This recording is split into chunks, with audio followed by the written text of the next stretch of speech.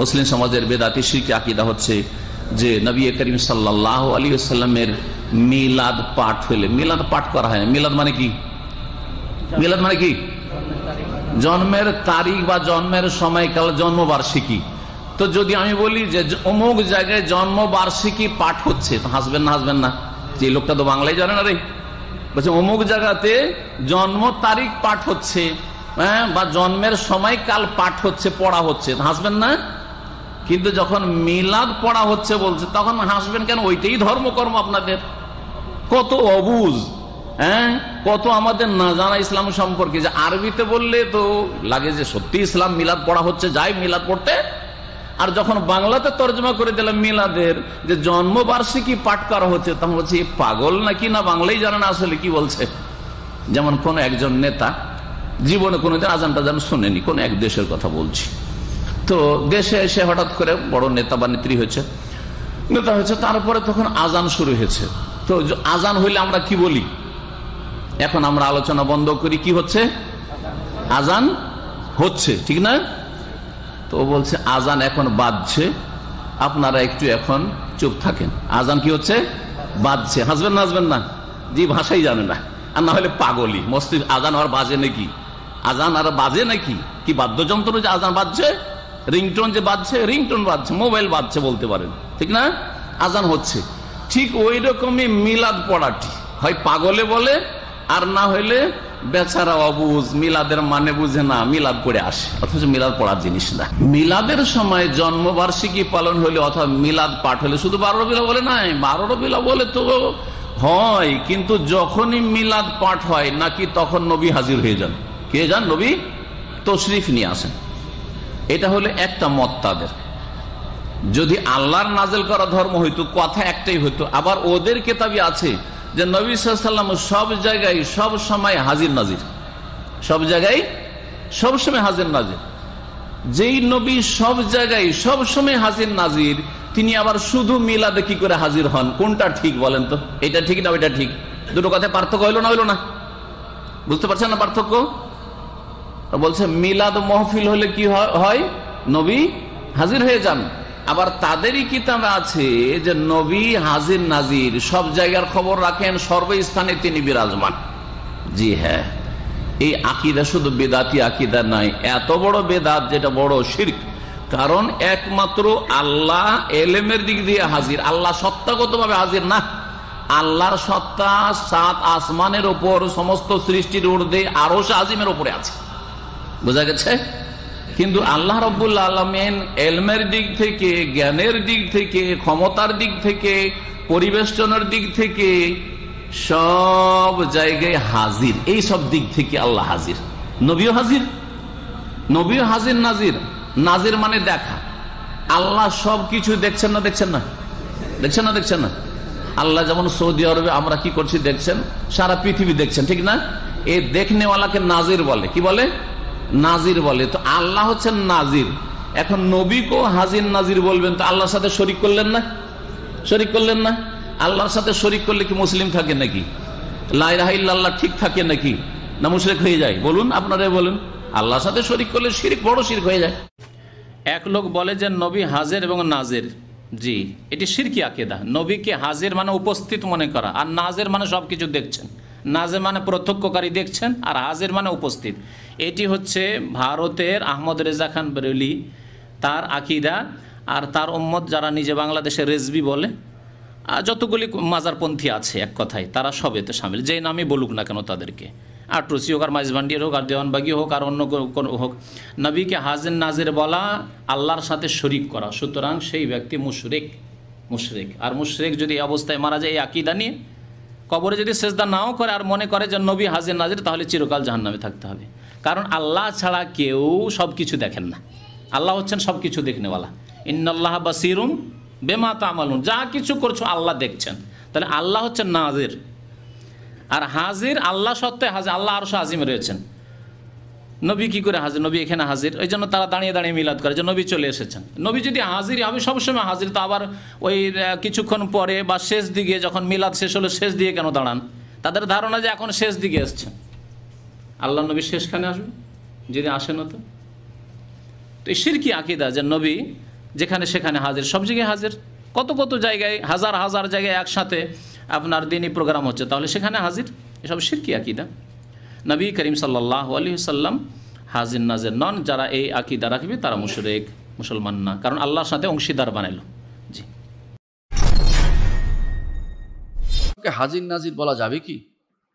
রাসূলুল্লাহ সাল্লাল্লাহু আলাইহি সাল্লাম তিনি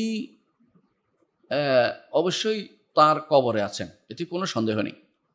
তার কবরে তার একটা জীবন আছে, যে জীবনটা আখিরাতের জীবন, সেই জীবনটার সাথে দুনিয়ার জীবনের কোনো সম্পর্ক নেই। দ্বিতীয় জিনিস। 3 নম্বর হচ্ছে রাসূলুল্লাহ সাল্লাল্লাহু আলাইহি সাল্লাম তিনি আমাদের সালাম তার কাছে পৌঁছানো, তিনি সালামের জবাব দেন, এটা হাদিসে আসছে। এই 3টি জিনিসকে আমাদের মেনে নিতেই হবে। এই 3টি জিনিসের বাইরে আর যা যা বলা হয় সবই মিথ্যাচার। কেউ কেউ বলবে রসুল কাউকে রুটির ব্যবস্থা করে দেন, কেউ কেউ বলে রসুল কাউকে হাত তুলে দেন, মুসাফা করেন, কেউ কেউ বলে যে রসুলের কাছে তার আমলনামা পেশ করা হয়, কেউ কেউ বলে তারা স্বপ্নে দেখিয়েছেন। এগুলি সবই হচ্ছে মিথ্যাচার। রসুল কাউকে স্বপ্নে দেখান না, তার শরীয়ত দিয়ে দিয়েছেন, এর জন্য যথেষ্ট। শরীয়ত যদি স্বপ্নে যদি কেউ দেখে, সেটা আল্লাহর পক্ষ থেকে দেখানো হয়, সেটা তার জন্য দলিল হতে পারে। শরিয়া বিরোধী না হলে, শরিয়া বিরোধী হলে কোনো দিন দলিল নয়।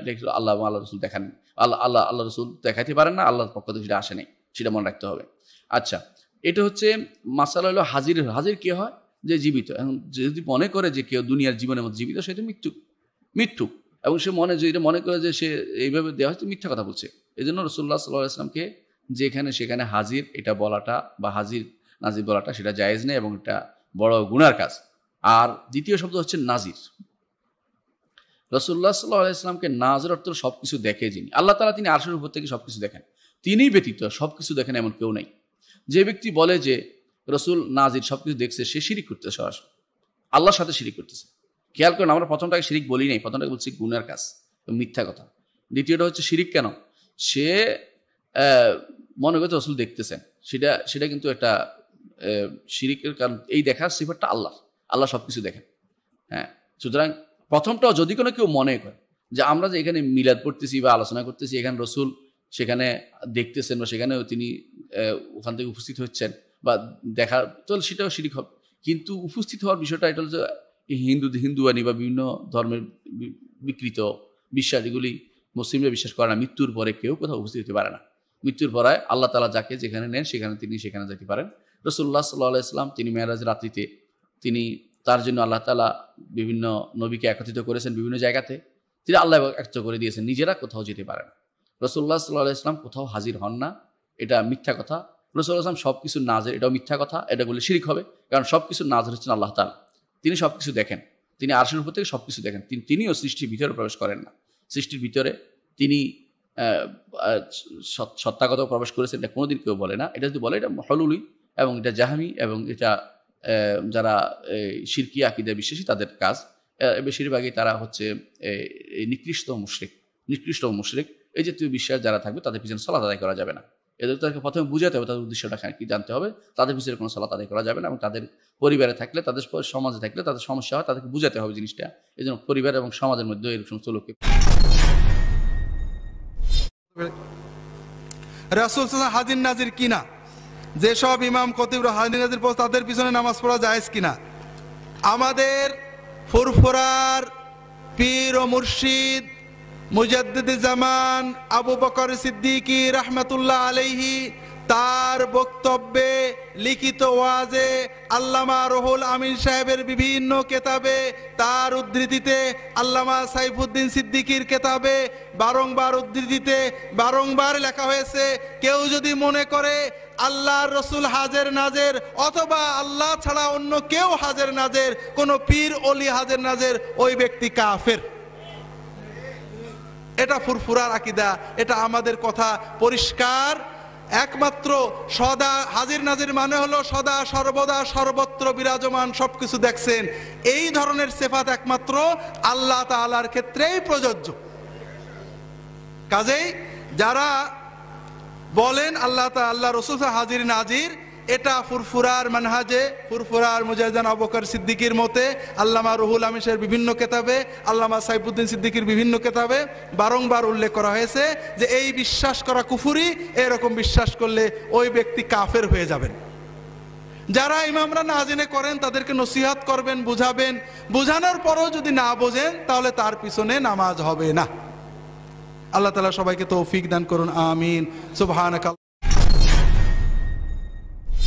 হাজির নাজির কিনা একেবারে সর্বনাশ হয়ে যাবে, একবারে খালি আব্দুল্লাহ হয়ে কবরে যাইবা। সারা জিন্দিগির নামাজ রোজা হজ যাকাত তাসবিহ যা করবা সব ধুলিবালি হয়ে উড়ি চলে যাইব। এইরকম কাটটা কাঁচা শিরিক যদি করো। হাজির নাজির কিসের হাজির নাজির? আল্লাহ কইছেনি কোরআনে, ইন্না আরসালনাকা হাজিরান ওয়া নাযীরা, এরকম কইছে। কি কইছে? ইন্না আরসালনাকা শাহিদান ওয়া মুবাশশিরান ওয়া নাযীরা। হাজির নাজির নাই, শাহেদ সাক্ষী, মুবাশশির সুসংবাদদাতা, নাজির ভয় প্রদর্শনকারী। আর হাজির মানে হাজির, নাজির মানে দৃষ্টি দানকারী। নবী সবার দিকে চাইয়া রয়েছে, আর কাম নাই নবীর। না, উনি আছেন আল্লাহর লইয়া, তোমারও লইয়া ওনার কোনো কাজ নাই। তুমি দুরূদ পড়লে আল্লাহ ওনার কাছে পৌঁছান, উনি জবাবটা দেন। সব নবীরা কবরে আখিরাতের জীবনে জিন্দা আছেন, নামাজ লইয়া ব্যস্ত আছেন। ইউসাল্লু। শফিকুল ইসলাম শফিক জানতেছেন, আমাদের এলাকার ইমাম নবীজিরকে হাজির নাজির মানে তার পেছনে নামাজ পড়া যাবে কিনা? সমস্যা হলো আমাদের এলাকার সব ইমাম এরকম, তাদের পেছনে নামাজ পড়া গেলে মসজিদে যাওয়াই বন্ধ হয়ে যাবে, নামাজ পড়া না গেলে মসজিদে যাওয়াই বন্ধ হয়ে যাবে, অনেক বিপদে আছি। দেখুন, নবী করিম সাল্লাল্লাহু আলাইহি সাল্লাম জীবিত, তিনি সব জায়গায় চলে আসেন, আমাদের সব কিছু দেখেন, কন্ট্রোল করেন। আল্লাহ তাআলার যে সিফাত আছে, আল্লাহ তিনি আমাদেরকে সবসময় নিয়ন্ত্রণ করেন, সব জায়গায় উপস্থিত হয়ে যান। আল্লাহর যে গুণাবলীগুলো স্পষ্টত উল্লেখ আছে, সিফাতগুলো আছে, সেগুলো যদি নবী সাল্লাল্লাহু আলাইহি ওয়াসাল্লামের জন্য সাবিত করা হয় এবং আল্লাহর পর্যায়ে তাকে স্থাপন করা হয়, তাহলে সে কিন্তু শিরকে আকবর। শিরকে আকবরে লিপ্ত হলে কোনো ইমাম তার পেছনে নামাজ পড়া জায়েজ নেই। যদি আশপাশে এরকম কোনো মসজিদই না পাওয়া যায় যে মসজিদে শিরকে আকবরে লিপ্ত ইমাম ছাড়া কোনো ইমাম আছেন, এরকম যদি কোনো মসজিদ না পাওয়া যায়, তাহলে সেক্ষেত্রে নিজেরা কয়েকজন মিলে জামাতের অ্যারেঞ্জ করবে এবং সেখানে ভালো মসজিদের বা জামাতের ব্যবস্থা তারা করবেন, তারপরে ইমামের পিছনে নামাজ পড়বেন না। মুহাম্মদ সাল্লাল্লাহু আলাইহি সাল্লাম কবরে মৃত্যু, মরা মানুষ আছে কবরে, জীবিত নেই। জীবিত আছে, এটাই হলো আকীদা, মানে খারাপ আকীদা, ভ্রষ্ট আকীদা। তো উনি যে সালামের উত্তর দিচ্ছেন, আত্মার জগতে সালামের উত্তর দিচ্ছেন, জীবিত জগতে নয়। আল্লাহ বলছেন জনগণের মরণ হবে, আপনারও মরণ হবে। সব নবী মারা গেছেন, আমাদের নবীও মারা গেছেন, এটি এই আকীদায় রাখতে হবে। এছাড়া অন্য আকীদা রাখলে পরকাল হারিয়ে যাবে। আমাদের নবী মারা গেছেন, এ কথাই ঠিক। তো উনি যে আমাদের সালামের উত্তর দিচ্ছেন, এটা আত্মার জগতে, আত্মার জগতে মানুষ যেভাবে আছে সেইভাবে তিনি উত্তর দেন। কই পাইছেন দলিল? সূরা আল হুজুরাতের 7 নম্বর আয়াত, আল্লাহ পাক বলেছেন, ওয়ালামু আন্না ফীকুম রাসূলুল্লাহ, তোমরা জেনে রাখো তোমাদের মধ্যেই আল্লাহর রাসূল আছেন।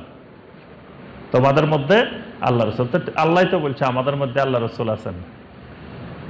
তাহলে আমাদের মধ্যে আল্লাহ রাসূল আছেন। তাহলে সাহাবায়ে কেরাম নবী সাল্লাল্লাহু আলাইহি ওয়াসাল্লামের ওফাতের পরে সাহাবায়ে কেরাম তাদের ভিতরে নবী সাল্লাল্লাহু আলাইহি ওয়াসাল্লাম যদি থাকতেন, মুশাওয়ারার ক্ষেত্রে, পরামর্শের ক্ষেত্রে, যে কোনো ক্ষেত্রে নবী সাল্লাল্লাহু আলাইহি ওয়াসাল্লাম থেকে পরামর্শ নিতেন না? সাহাবায়ে কেরাম নিছেন। এমনকি কবরের কাছে গিয়েও নেন নাই, জিজ্ঞাসা করেন নাই আলী রাদিয়াল্লাহু আনহু যে আমি আম্মা জান আয়েশার বিরুদ্ধে যুদ্ধ করতে যাব কিনা, আপনি অনুমতি দিচ্ছেন কিনা।